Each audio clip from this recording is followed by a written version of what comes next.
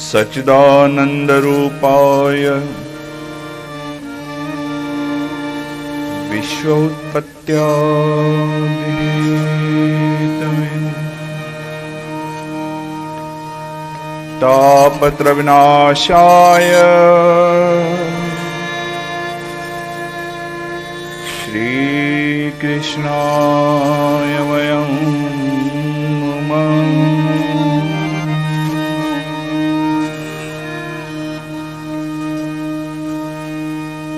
नारायणं नमस्कृते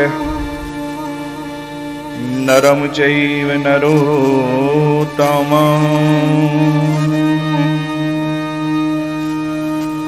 देवीं सरस्वतीं व्यासं ततो जयमुद्रीयेत्।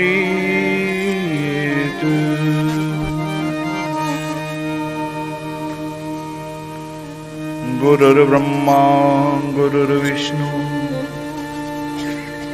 गुरुर्देवो महेश्वरा गुरु साक्षात् परब्रह्म तस्मै श्री गुरुवे नमः।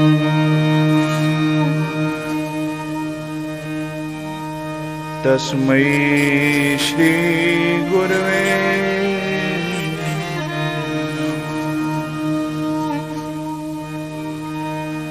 श्री गुरुचरण सरोज रज निज मन मुकर सुधार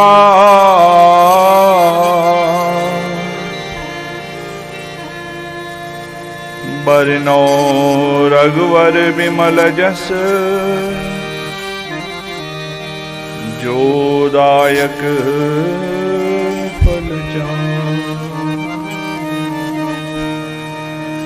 जोदायक फलचार।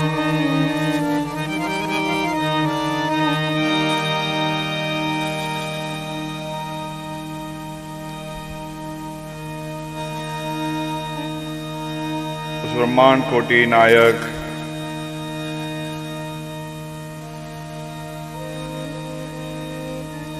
उस सृष्टि को चलाने वाले परब्रह्म परमात्मा जो कण कण में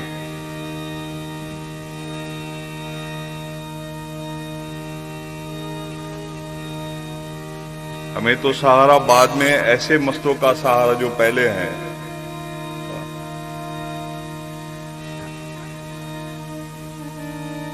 ये मैं सदैव कहता हूं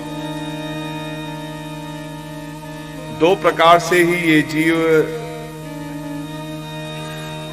सही रूप से इस जीवन का आनंद ले सकता है। एक या तो ऐसा उन्मस्त हो जाए, कोई परवाह नहीं, न पहनावे की या कोई परवाह हो, न उठने की, न बैठने की, न किसी संबंध का विचार, न किसी वस्तु का विचार। मैं ये भी नहीं कह रहा कि मूढ़ हो जाए, निर्मोह हो जाए।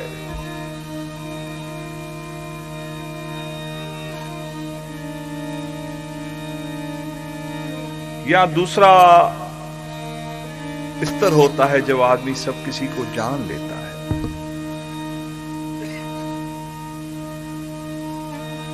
हर व्यवस्था, हर व्यक्ति, हर वस्तु, हर साधन, उसके सत्यता की जानकारी पड़ जाती है। क्या है मेरे उपयोग के लिए और क्या है।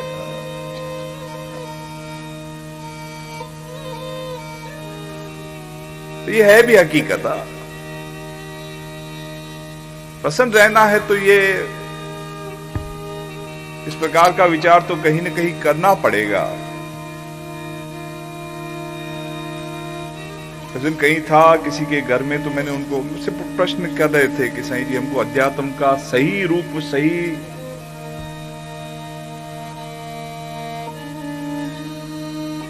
एक सही व्यवस्था, सटीक व्यवस्था अध्यात्म की क्या होनी चाहिए। और अध्यात्म की व्यवस्था को लंबा खींचने की जरूरत भी नहीं। मैंने साधारण से उनसे पूछा कि अपने दिल पर हाथ रखो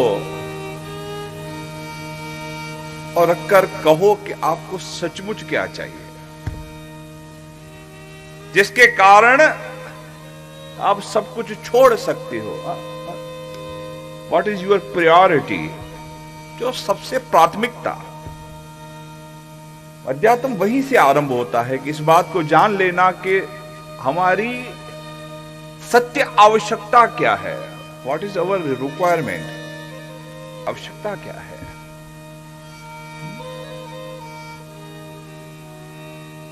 आप कहोगे पैसा हो, वो वहां पर बोल रहे थे कि साईं जी, किसी ने कहा पैसा हो, किसी ने कहा बच्चे हमारे अच्छा पढ़े, ये वो सब। फिर उसके ऊपर उनसे सिर्फ इतना पूछा कि अगर आप कहते हो पैसा हो और शरीर देना पड़े तो पैसा मिले चले। बोले नहीं, शरीर तो पहले है। मैंने बोला पैसे से तो फिर प्राथमिकता शरीर की आ गई। और अगर कहीं शरीर में भी कोई बात आती है,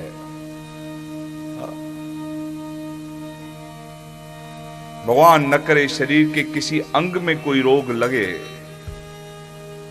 आप तो अभी कहते हो ये हाथ हमारे हैं, पांव हमारे हैं, आंख हमारी है, कान हमारे, इत्यादि इत्यादि शरीर के भागों के लिए तो कहोगे।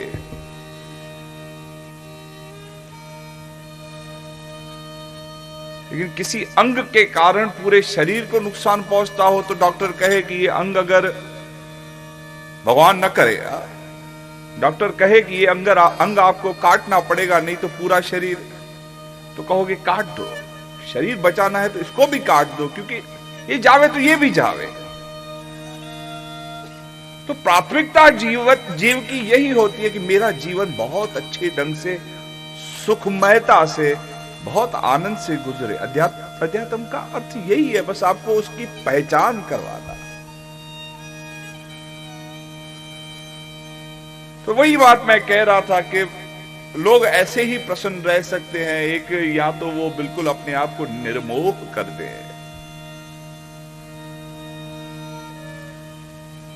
वो भी आसान है, कोई कठिन नहीं। सत्य को जाना तो निर्मोहता अपने आप आती है, निर्मोहता अपने आप आती है।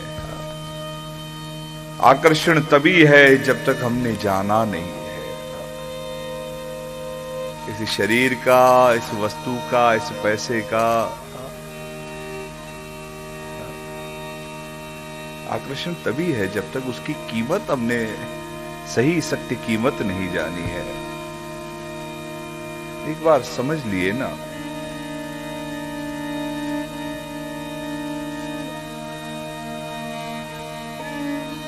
अध्यात्म वहीं से आरंभ होता है।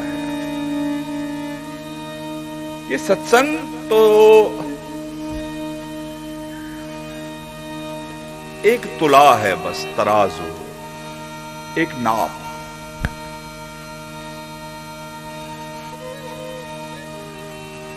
ये जानने की एक चेष्टा कि मैं कहां तक पहुंचा हूं,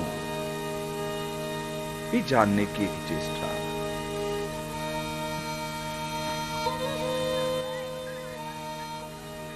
शरीर शरीर शरीर, क्या शरीर को जाना है?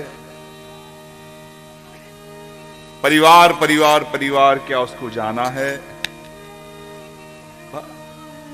एक अपनी तुलना करना, एक अपने भीतर, ये सत्संग बस उतना भर है। अपने आप को परखने का एक माध्यम होता है सत्संग, अपने आप को जानने का एक माध्यम। हर किसी के लिए ये आईना है, अलग अलग अलग अलग रख के अपने आप को देख लो बस। और कहीं व्यवस्था की अगर कोई गड़बड़ लगती है, लिपस्टिक कम है, काजल कम है, कहीं कोई दाग है, धब्बा है, उसका आपको कुछ करना है, बाल ठीक नहीं, जड़ रहे हैं, कम हो गए हैं, सफेद हो गए, इत्यादि इत्यादि, तो उसका एक आईना भर है कि आप देख लो। जैसे आप आईने से बाहर व्यवस्था देखते हो, अंतर यह है कि ये आईना सिर्फ आपके उस अंतर की व्यवस्था को देखने का एक माध्यम है।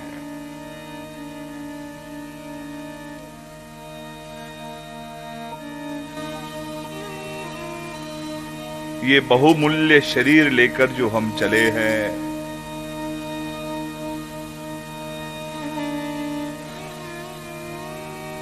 सभी ने इस शरीर से ही तो पाया है। बड़े वैज्ञानिक कहो, बड़े संत कहो, बड़े ज्ञानी कहो, ज्ञानी विज्ञानी जितने भी आप मानो, इस शरीर से ही तो सबने पाया है। बस उस शरीर के भीतर के उस परम शरीर को जगाने की सा को जानना है।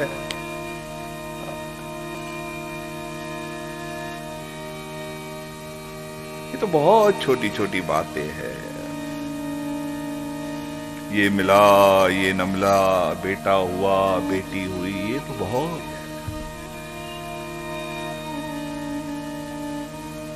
शास्त्र कहता है कि हमारे 7 मोह होते हैं जिनको देख देख कर हम जीवन चलाते हैं। शरीर, संबंधी, पति या पत्नी, मित्र, साधन,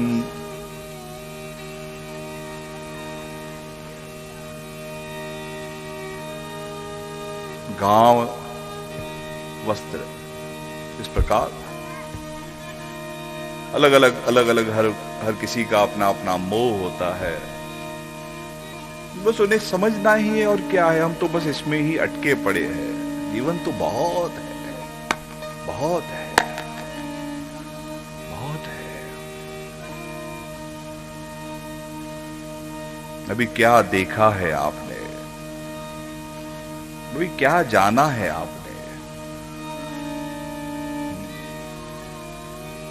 कारोबार करते हो, एक दुकान है,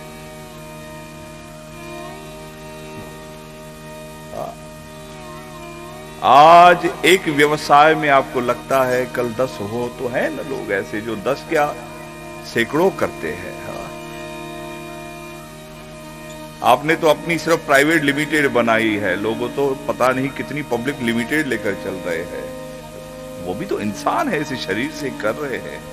हम तो इस छोटी व्यवस्था में ही अपने आप को संकीर्ण बनाए हुए हैं। व्यवस्था तो भी बहुत है, बहुत है, बहुत है।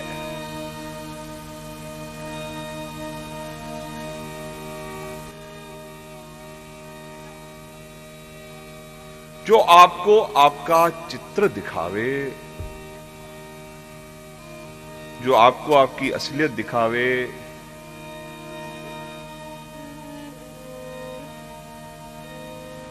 वो सत्संग है।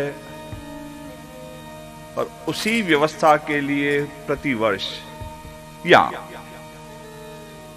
जब जब जहां जहां जिन संतों के माध्यम से जब जब जहां जहां, न सिर्फ ये सत्संग, कहीं भी रूप में किसी भी संत के सामने, किसी भी आश्रम में, किसी भी पंथ में, किसी भी मार्ग में जब कुछ सुनने जाते हो तो ये बार बार वही चेतावनी, बार बार वही बात याद करवाने के कि तू अपना आईना देख ले।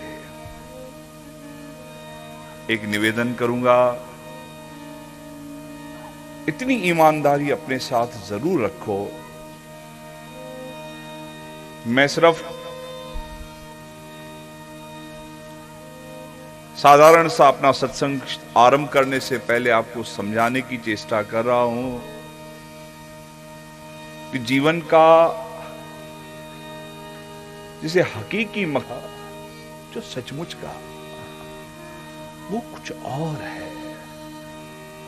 हमने जो पकड़ कर रखा है ना, ये सब अभी तो बाहर का ये तमाशा आपने सिर्फ पकड़ा है। अभी तो वो भीतर का जो मूल आधार है उस तक तो हम गए भी नहीं, गए भी नहीं। वो अगर मैं अंतर के आनंद की बात कहूं,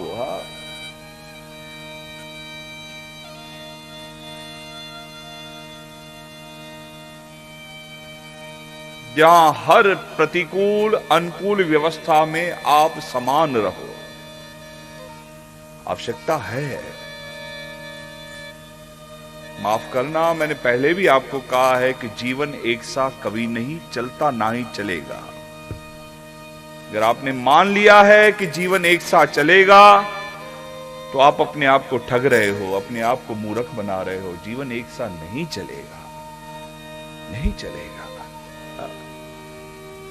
वो बच्चे खेलते हैं ना सांप सीढ़ी का खेल, कभी कभी मौका मिलता है बच्चों के साथ। यहां पर ऐसी स्थिति होती है कि होता है शायद 99 से सांप डसता है तो ठा सीधा 2 पर 3 पर सीधा, मतलब प्रथम जहां से आपने शुरू किया वहीं पर आपकी गोटी गिरती है। एक लगा कि यूं पहुंचने वाले थे, बस एक कदम दूर थे, और वहां से ऐसा खाया कि सीधा जहां से आरंभ किया वहीं से शुरू कर जाना पड़ता है। शायद ये जीवन भी ऐसा है। शरीर की व्यवस्था हो, आपके परिवार की व्यवस्था हो, पता नहीं कब कौन यू टर्न मार ले, कब कौन।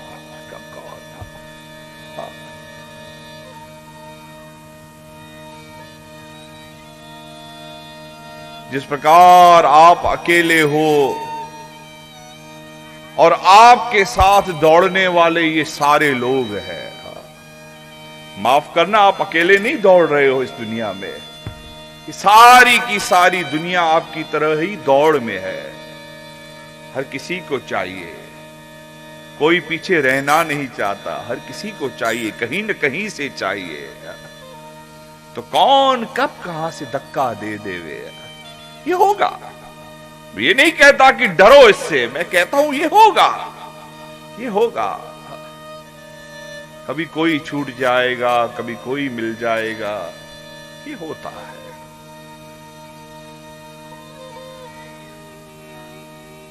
आपको अपने भीतर के उस आत्माराम को जगाना है, उस परम परमेश्वर को जगाना है जिसने ये सारा खेल रचा है। अभी मैं एक किताब पढ़ रहा था, याद नहीं आ रहा संत का नाम है, ऐसे ही मेरे सामने आया तो मैंने थोड़ा सा उसका एक आध पेज पढ़ लिया। तो संतों ने थोड़ा समझाने के लिए ऐसे लिखा कि यूं मानकर चलो कि आपके सामने एक पौधा जमीन में लगाया गया, जैसे धीरे धीरे धीरे धीरे धीरे वो पौधा बड़ा हुआ, आपके सामने बड़ा हुआ, आपके सामने फूल आए, फल आए, और धीरे धीरे धीरे वो पौधा बड़ा होकर धीरे धीरे सड़ने भी लगा और सड़कर एक दिन गिर भी गया। तू पौधा बढ़ना और गिरना उसका जिस प्रकार साक्षी है, वैसे ही तेरे साथ ये संसार लगा हुआ है। ये भी तो ऐसा ही है ना। बीज बोते हो, वो संसार धीरे धीरे धीरे बढ़ता है, कभी खुशी, कभी गम, कभी पीले पत्ते, कभी हरे पत्ते, कभी फूल उगेंगे, कभी जड़ जाएंगे, कभी फल देंगे, कभी कोई फल तोड़ कर जाएगा, कभी फल गिर जाएगा।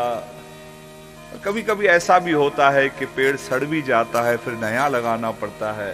तो ऐसे ये संसार है। तो अपने भीतर की उस व्यवस्था के लिए तैयार होने के लिए हम सत्संग में आते हैं।